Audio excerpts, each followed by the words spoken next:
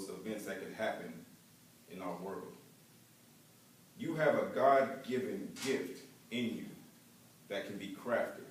All you have to do is pray to him and find out exactly what that is, and use it and ask him to give you the wisdom to channel your energy to define that gift. I want to encourage you today to don't get discouraged when things don't go your way or it's not happening as fast as you would like it to. The program that you got instituted into, it didn't happen overnight. It took about 9 months or so for you all to get here. I want to encourage you not to get impatient when it doesn't happen the way you think it should. Stay the course and don't let anyone deter you from the path that God has in store for you. I was reminded of a verse of scripture from the prophet Zechariah, the 4th chapter and 10th verse, as I conclude, which says, "Do not despise these small beginnings, for the Lord rejoices to see the work begin, to see the plumb line in Zerubbabel's hand. You all have begun the work, and you have received the credentials. Now on this day of commencement, it is the beginning." That's what commencement means, to begin, to start. You all have been given a new beginning and an outlook on life. Many of you have been exposed to new things that you never thought you would experience before. So take this new, small beginning and watch the hand of God lead you and guide you to the next phase of your life. Mark Batterson says in his book, Draw the Circle, that when we do the ordinary things well with a humble spirit, God does the extra and extraordinary to promote us. Perfect your craft in the ordinary of what you can do. God will promote you and do the things that are extraordinary. Today we are rejoicing with you to see this work that you all began. You have taken the tools that we have given to you, and now you have embraced them. Take them and make a difference in your life and help someone else along the way. To all the family members, friends, staff, board of directors, and donors that are here today, I want to commend you all as well. These young people didn't get here today by happenstance. It took sacrifice and commitment from all of you all to support them on this journey. And since you have purposely sowed into their lives, there is a great reward that we all are getting to share on this day. And I close with this. The redwood trees of California are gigantic in their stature. And it's amazing that you can stand right in front of one and not see the top of it.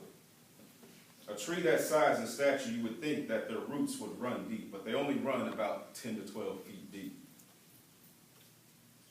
So you're asking the question, you know about the California brush fires, the strong winds, the earthquakes, and even the prolonged flooding that's in that located region of America. You would think, how in the world can these trees weighing 500 tons, 350 feet tall, withstand all of these different natural disasters? The truth is that underneath the surface is a root system, and you'll find that the roots of these trees are intertwined together, holding and supporting each other up. Each and every person that's in here today has done that. They've intertwined and locked in with supporting these young men, our young people, in some way, some fashion, whether it's a word of encouragement, whether it's a swift kick to get them out the door in the morning to make sure that they catch the bus to get here, whether it's showing them a trade, whatever the case may be, whether it's just donating or volunteering your time in some form or some manner. Because of that support system that they now have, understand that you have a support system within your family. You have a support system within all of us that here on staff. Now that you're done, doesn't mean that we will stop supporting you. We will continue to support you. So I want to say thank you to you all for supporting each other, to the staff, board members. Thank you for supporting and undergirding the vision of this house. And thank you to Dr. Wesley for staying in line and intertwined with the vision and wisdom that God has given you to begin this program. God bless you and congratulations.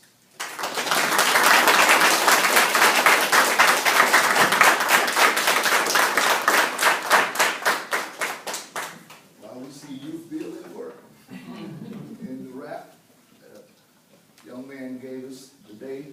poured out his heart, and in the inspirational address that was given to us by Reverend Matthew. And we're grateful for the parents who are here. We're certainly grateful for our team and for all of you. And I want to begin with some introductions before we pass off the certificates, issuance of those certificates. I want to start with our staff, who is the Director of YouthBuild. Cornerstone Revitalization is a nonprofit 501c3. We have 3 501c3s here at Greater Charlotte. Each one is designed to do a different work. We have GSBC Community Development that's designed to enhance education. Hence you see little children in the hallway. We have an early childhood development center. And we have usually around 96 kids in that child development center. We have after school programming, and we just finished Camp Charlotte, a summer enrichment camp. With MW Wesley Ministries, we work with leadership development in a number of spheres, in particular working with local churches and church leaders. But with Cornerstone Revitalization, we're after community revitalization, revitalization of West End.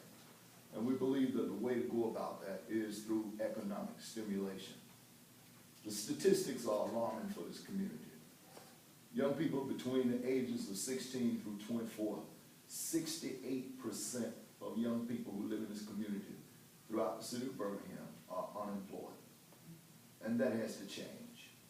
We wonder what happened with the criminal activity and the kinds of things like that. Well, it's a combination. Education on the one hand is not completing young people, and economic opportunities, jobs opportunities are not available. Then young people resort to doing what they feel they have to do to support themselves. And we want to change that. Paul Pence, one of our board members, said something one day when we first met. He said, it's so hard to change a life. And it is so hard to change a person's life. But I thank God for the opportunity that has been put into this process. This is the first, but it's not the last. There's more to come. And so I want to introduce our team of YouthBuild leaders. First on the church side, church staff, we have, of course, me.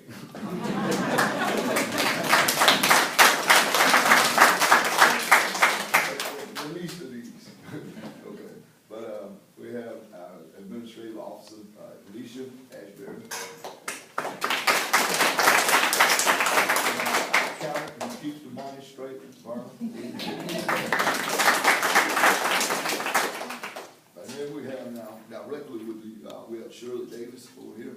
Who got her hands on the camera, but wave your hand. Chief Financial Officer. And with YouthBuild, we have Pauletta Brown. Pauletta has led our team as the director of YouthBuild. But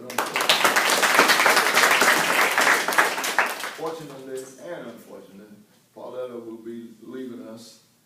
Pauletta has accepted an opportunity to continue to work with young people through the Fairfield school system. And so next week, she will transition from YouthBuild to the new position at Fairfield High School. And we're grateful for this service. We have Chanel Brazil. Chanel as our counselor, so to speak, case manager, and she will step in the interim role as the interim director of YouthBuild as we continue to make our transition and move forward. We have Rolanda Warren, our information specialist. She has continued to keep up with all of the information and put it into the computer system that's filtered directly to the Department of Labor.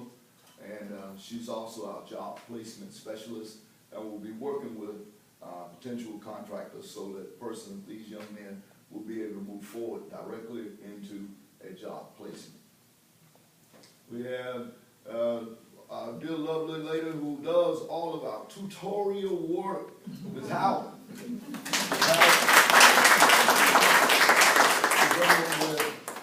Lawson State and comes in to do the tutorial work with the young people and working with them toward their educational achievement, toward GED, etc. And we have Mr. Terrence Terrence here has been our trainer in terms of helping these young people achieve the NCCR certification. And we have Mr. Tim, A.G. Tim, He's been the manager, taking the young people out on the job sites and making sure that what they're learning in the classroom is translated into actual work experience. And we're grateful for those persons who have assisted in that way. But we also have others here today. We have board members who serve us with Cornerstone. And I'm just going to ask all the board members to stand up where you are. Yes, thank you so much.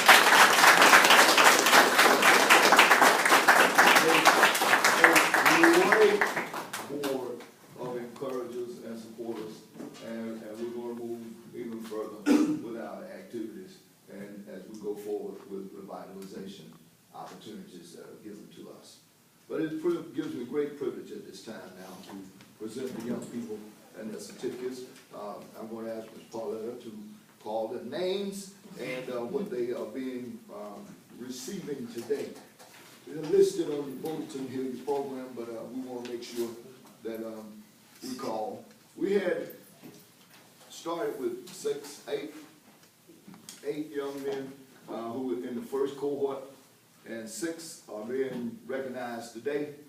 And you know, we have now a second cohort that's in process, and they're continuing to move forward. And we're getting ready. We're opening up now recruitment for the next cohort, which will begin later in the month of August. And so we're going to continue this process. We want to ultimately serve 55 young people, a minimum of 55 young people through this YouthBuild program. It's a 3-year initiative given to us by way of grant from the Department of Labor, and we're excited about the privilege. Okay?